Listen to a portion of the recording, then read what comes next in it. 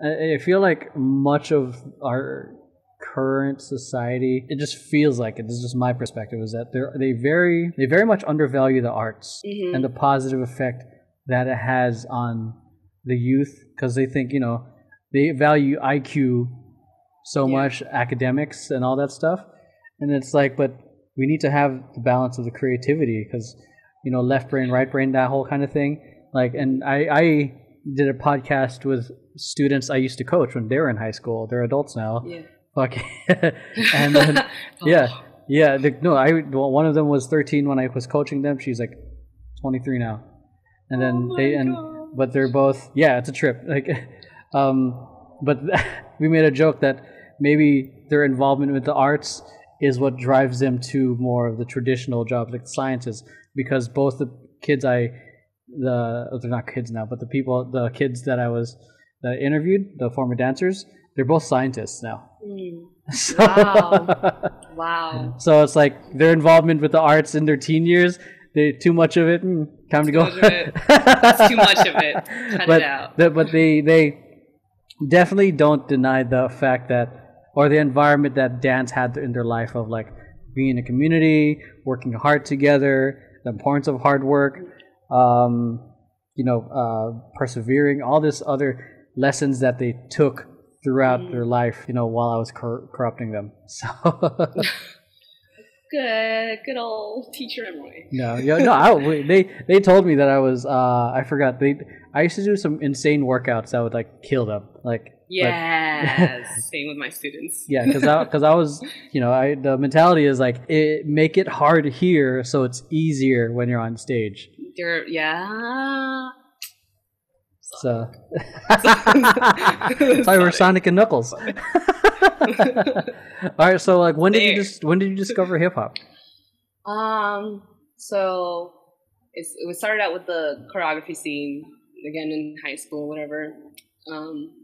And then after graduating, I actually stopped dancing for a year, just because I had to now figure out where I was going to go. I was going to go to CSUN after graduating, but I missed the deadline, so I had to go to Pierce first and take some classes there. So dancing, I rarely danced during that year. And it wasn't until my high school teacher, texted me saying, "Hey, do you remember Versatile?" And I was like, yeah, that one group that performed that one day. She was like, yeah, they have a little junior team and you're of age, so I think you should check it out and audition. It's a week-long audition process, intensively. Wow. But she was like, I think you should do it. And I was like, cool. Now, the only reason I went is because I was bored. I was bored. I wasn't dancing, so I was like, a week? I can dance for a week. Cool. It's been a while. So me and my couple of friends went for that week, and that's when I had a huge wake-up call of my stamina and my endurance, because none of it was there. But again, like, I was just auditioning just for the heck of it. Like, the goal wasn't to make it. I didn't really care. Like, that was my mentality that year. And then fast forward, I did make it, and I was like, oh, okay. And then they had the contract, and they're like, okay, you guys just gonna meet up every Friday and Sundays, blah, blah, blah. I was like, oh, okay, I can do that. That's fine, whatever. But again, like, as I was doing these rehearsals, it was different. And I didn't take it seriously until like the third week. Like, I had that thought in my mind saying, I think this company is serious about what they do. that legit. Because I was like, oh my gosh, we're still here. We're still sweating a lot. And just the training and all the things that they were teaching us, I was like, oh my gosh, there's a whole thing about this. And then what I really got into it was when I went to my first battle event with the Great One-Eighters. Shout out to the Great One-Eighters.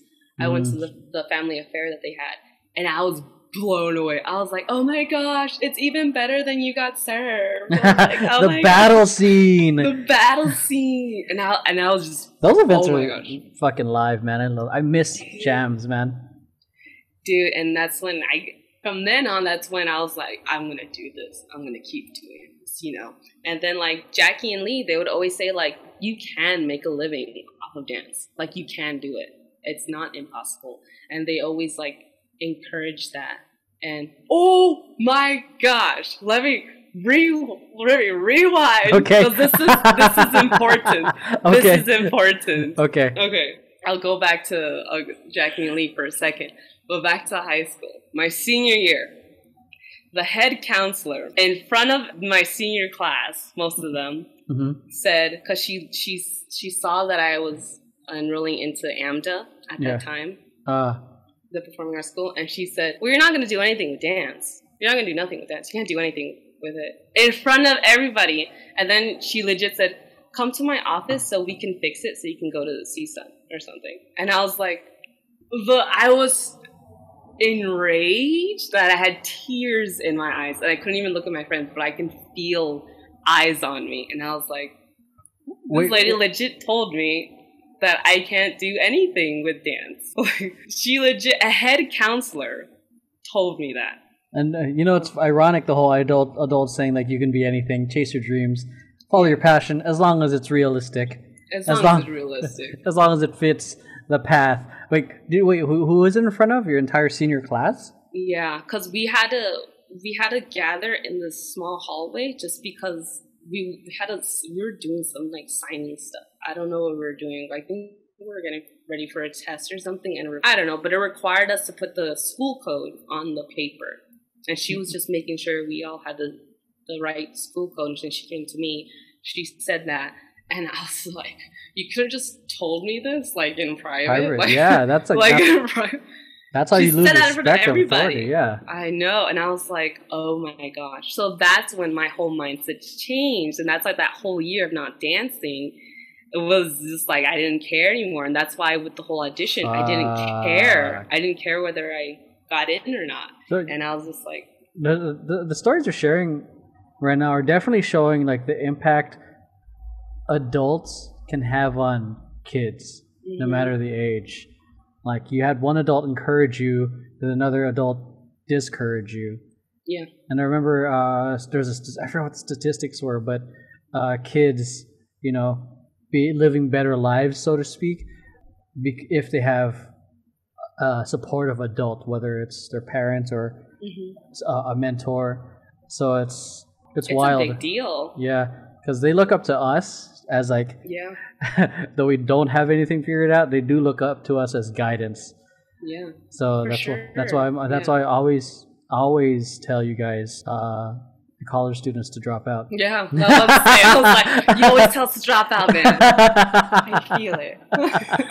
Thanks. Stop wasting your money. Take it from a guy with a bachelor's degree. Thank you. You're like, wow, okay, thank you for the support and encouragement. Oh, but I as much as I think I made it as a joke, like drop out means graduate. Yeah. Haha. So, because I think it was Rachel that graduated. I think it was Jashawn, and I commented and said, "You finally dropped out." You finally dropped out. They're like, "Oh, that's what you meant." It's like reverse psychology.